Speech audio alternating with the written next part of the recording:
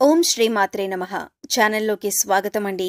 తులారాశి వారు చేయవలసిన పూజ ఒకటి మిగిలిపోయింది. అందుకే లైఫ్ సెటిల్ కావట్లేదు. అయితే ఈ రాశి వారు ఎటువంటి ఫలితాలను పొందబోతున్నారు? మీ లైఫ్ సెటిల్ కాకపోవటానికి కారణమేమిటి? అలాగే వీరు బాకీ పడ్డ పూజ ఏంటి? ఆ పూజ ఏ విధంగా చేయాలి?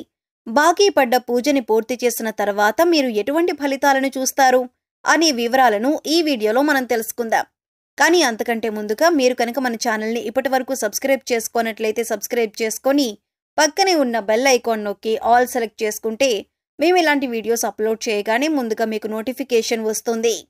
ఇక వివరాల్లోకి వెళితే, ఈ రాశిలో జన్మించిన వారు సన్నగా, పొడవుగా, విశాలమైన నుదురు, పొడవైన ముక్కు కలిగి ఉంటారు. వీరి మనస్సు చాలా నిర్మలంగా ఉండి నిష్కల్మషమైన మనసుతో కల్లాకపటం లేకుండా మాట్లాడుతూ మిత్రులకు ఉపయోగం చేయటానికి ముందుంటారు. ఈ రాశివారు ఆచరించవలసిన పరిహారాలు చూసుకున్నట్లయితే, గృహమునందు ఔషధులను పెంచాలి. రైతులకు మేలు రకం విత్తనాలను దానం చేయాలి. ఔషధ తత్వం గల ఫలాలను మరియు పుష్పాలను బ్రాహ్మణుడికి దానం చేయాలి. పేదలకు ఆయుర్వేద వైద్యాన్ని ఉచితంగా అందించుటకు గాను ఆయుర్వేద వైద్యానికి మరియు వైద్యశాలలకు చేయూతనందించాలి. కుమారి లేదా కలబంద మొక్కను ఇంటికి వాయవ్య భాగంలో పెంచాలి. మంగళవారాలు శ్రీ సుబ్రహ్మణ్య స్వామికి ఔషధీ మొక్కల ఆకులను, మూలికలను, ఔషధ తత్వం గల పుష్పాలను జలంలో వేసి అట్టి జలంతో స్వామివారిని అభిషేకించాలి. ప్రతి నెల మీ జన్మ నక్షత్రం రోజున మీకు తోచిన ఆహార పదార్థాలు కొని మీ చేతితోనే బీదవారికి ఇవ్వండి. దీంతో మీ సంపద వృద్ధవుతుంది. ఆహార పదార్థాలు కొనివ్వటం వీలు కాకపోతే కనీసం 1/2 డజను నాణ్యమైన అరటిపళ్ళైనా కొని ఒక నిరుపేదకి ఇవ్వండి. మీ దోషాలు తొలగి మీ సంపద వృద్ధవటానికి ఇది అత్యంత సమర్థవంతంగా పనిచేసే జ్యోతిష్య పరిహారం.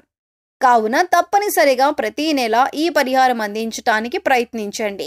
కేతువు అనుగ్రహం కొరకు కేతువు యొక్క బీజ మంత్రాన్ని ప్రతిరోజు లేదా తప్పకుండా ప్రతి మంగళవారం, ప్రత్యేకించి కేతుకాలం యమగండ కాలంలో అంటే ఉదయం 9 గంటల నుండి 10 గంటల 30 నిమిషాల మధ్య 19 సార్లు పఠించండి. కేతువు యొక్క అనుగ్రహం కొరకు మంగళవారాల్లో కేతుకాలం యమగండ కాలంలో ఉదయం 9 గంటల నుండి 10 గంటల 30 నిమిషాల మధ్య వినాయకుని ఆలయాలను, పుణ్యక్షేత్రాలను దర్శించాలి. ఆలయంలో కొబ్బరికాయ, అరటిపళ్ళు, పూలు, అగరబత్తి, కర్పూరం వంటివి సమర్పించి కేతువు యొక్క అనుగ్రహం మరియు అనుకూలత కొరకు ప్రార్థించాలి. కానుకలు సమర్పించాలి. వినాయక మంత్రాలు, స్తోత్రాలు పఠించాలి. సంకష్ట నాశన గణేశ స్తోత్రం, శ్రీ గణపతి అథర్వశీర్ష స్తోత్రం పఠించాలి. మంగళవారాల్లో మరియు ప్రతి నెల ఆర్ద్ర నక్షత్రం ఉన్న రోజుల్లో ఓం రుద్రాయ నమః అనే మంత్రాన్ని 108 సార్లు పఠించాలి. ప్రత్యేకించి మంగళవారాల్లో కేతుకాలం సమయంలో ప్రతి నెల ఆర్ద్ర నక్షత్రం ఉన్న రోజుల్లో శివాలయానికి వెళ్లి శివుని ముందు ఈ మంత్రాన్ని పఠించటం మరింత శుభప్రదం. శివాలయంలో కొబ్బరికాయ, అరటిపళ్ళు, పూలు, అగరబత్తి, కర్పూరం వంటివి సమర్పించి కేతువు యొక్క అనుగ్రహం మరియు అనుకూలత కొరకు ప్రార్థించాలి. కేతుగ్రహం యొక్క అనుగ్రహం కొరకు చేసే ఈ పరిహారం కొంతవరకు కుజగ్రహ దోషాలను కూడా తొలగిస్తుంది. వీధి కుక్కలకు ఆహారం అందివ్వాలి. కొడుకు వరుస అయ్యే వారిని ప్రేమగా చూసుకోవాలి. నలుపు, తెలుపు రంగులో ఉన్న కంబళి దానం చేయాలి. దేవాలయాలను నిర్మించటానికి విరాళాలివ్వాలి. పిచ్చి హాస్పిటల్లో రోగులకు సహాయం చేయాలి. ఉలువలతో చేసిన ఆహార పదార్థాలు పేదలకు పంచాలి. ఉలువలను నీటిలో నానబెట్టి గోవులకు తినిపించాలి. మంగళవారం నాడు నియమంగా ఉండాలి. మంగళవారం రోజున ఉపవాసం కూడా ఆచరించవచ్చు. కేతువు యొక్క అనుగ్రహం కొరకు మంగళవారాలలో సాంబ్రాణి, నువ్వుల చెట్టు ఆకులు, మారేడు పట్ట, ఏనుగుదంతం వీటిలో మీకు లభించిన వాటిని నీళ్లల్లో వేసి కాచి ఈ నీటితో స్నానం చేయాలి.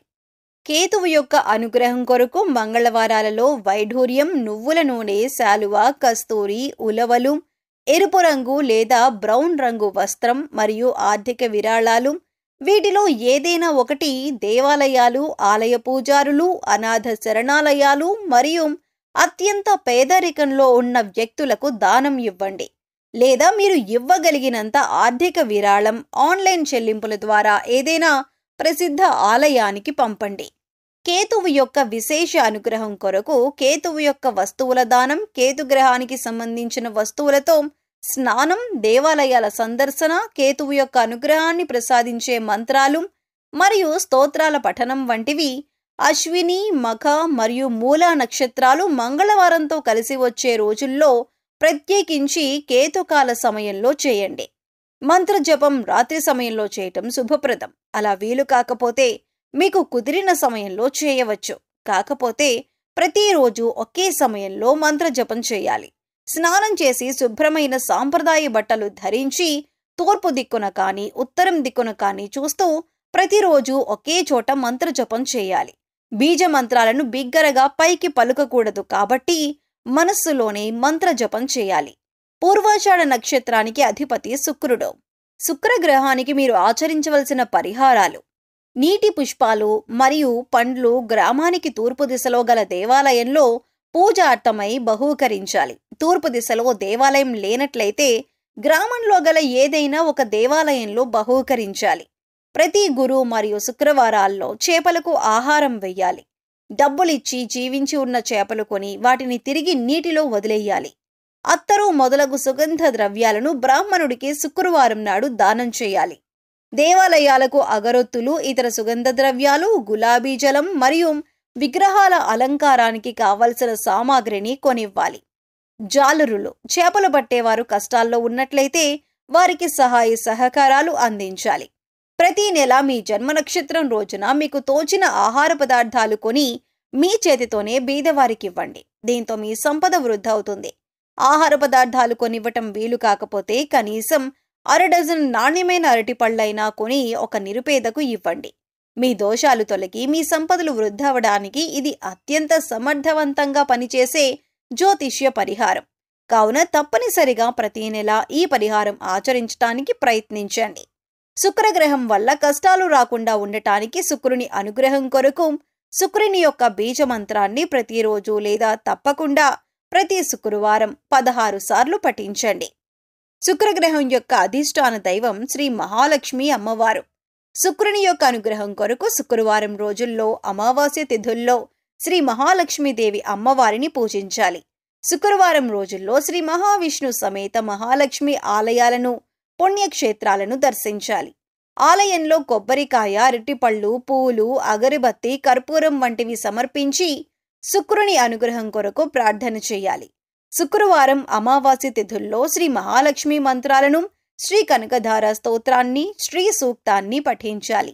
స్త్రీలను గౌరవించాలి. వివాహం కాని అమ్మాయిలకు త్వరగా వివాహం జరగటానికి సహకరించాలి.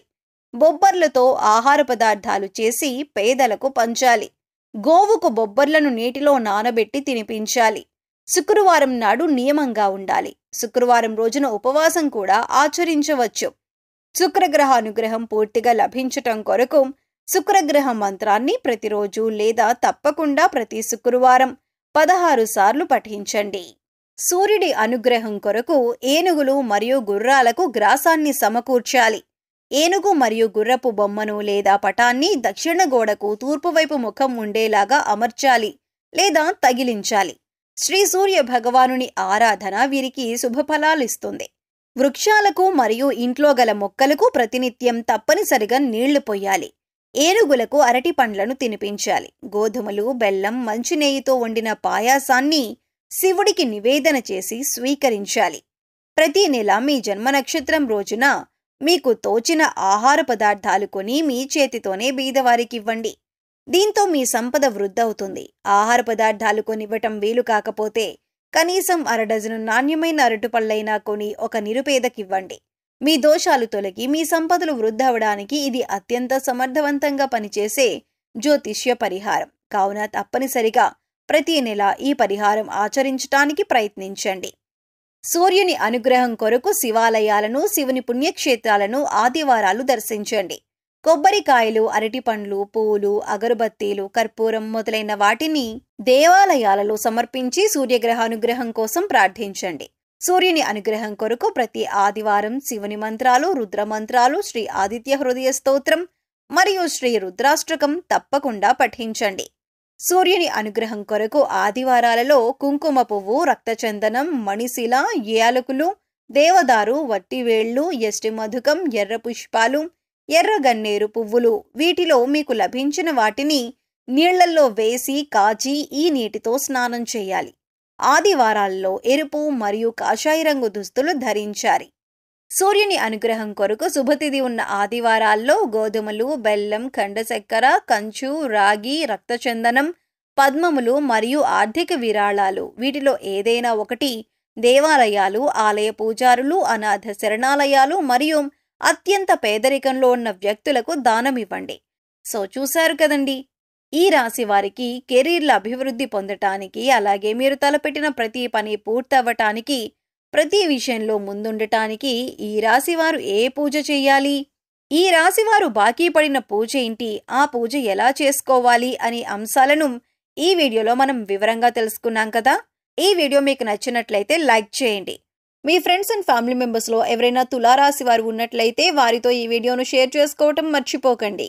అలాగే ఇప్పటి వరకు మన ఛానల్ని మీరు ఇంకా సబ్స్క్రైబ్ చేసుకున్నట్లయితే సబ్స్క్రైబ్ చేసుకొని పక్కనే ఉన్న బెల్ ఐకాన్ నొక్కి ఆల్ సెలెక్ట్ చేసుకుంటే మేము ఇలాంటి వీడియోస్ అప్లోడ్ చేయగానే ముందుగా మీకు నోటిఫికేషన్ వస్తుంది. మరో చక్కటి వీడియోతో మళ్ళీ కలుసుకుందామండి. ఓం శ్రీ మాత్రే నమః.